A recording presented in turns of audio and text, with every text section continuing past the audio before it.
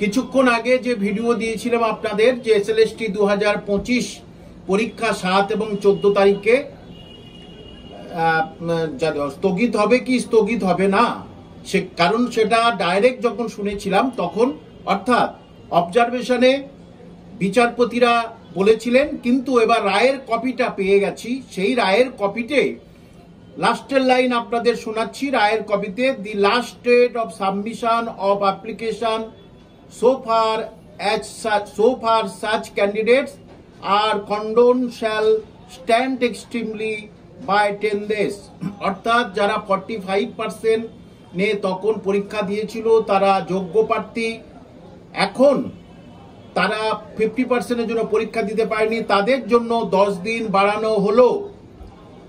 এবার একবারে শেষের line, further process of selection shall be postponed accordingly।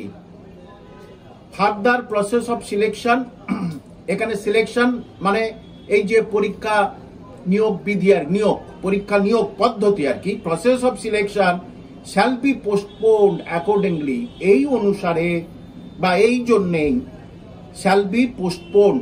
Postpone মানে আপনারা জানেন বন্ধ রাখা, রাখিবে, বন্ধ রাখিবে। শ্যাল বি পোস্টপোন বা বন্ধ রাখা উচিত, শুট থাকলে হলো উচিত, এখানে বলে শ্যাল বি পোস্টপোন মানে বন্ধ থাকিবে।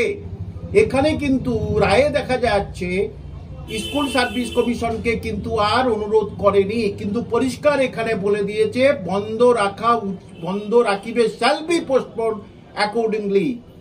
সুতরাং আগের যারা পড়েছেন তারা এবারে বুঝতে পারলেন যে শুধু এদের ফর্ম ফিল আপের জন্য 10 দিন টাইম দেওয়া হলো, অর্থাৎ এ মাসের প্রায় শেষের কাছাকাছি, তার আর 7 দিন হাতে থাকে। সুতরাং সেটা একটা সমস্যা দেখা দিতে পারে।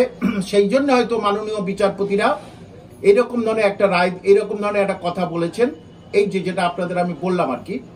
কিন্তু আপনারা একটা জানা উচিত, দেখুন বিচারপতি যখন অবজারভেশন করছেন, যখন হিয়ারিং হচ্ছে, তখন মানে চাকরি হারাদের অনেকে অথবা যোগ্য চাকরি হারাদের অনেকের সেখানে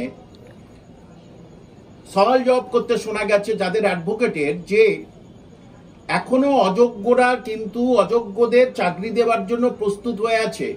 তখনই কিন্তু বিচারপতি যে অবজারভেশন করেছিল এটা কিন্তু রায়ে নেই। সেটা আবার বলছি, আপনারা এখনো নিজেদের পছন্দের অযোগ্য প্রার্থীদের চাকরিতে ঢোকাতে চাইছেন, এটা লজ্জাজনক, ট্রুলি শকিং।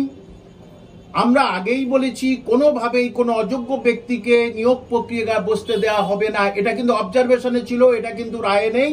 অর্থাৎ পরীক্ষা কিন্তু স্টপ থাকছে, পোস্টপোন থাকছে, ওই সময় পরীক্ষা হচ্ছে না।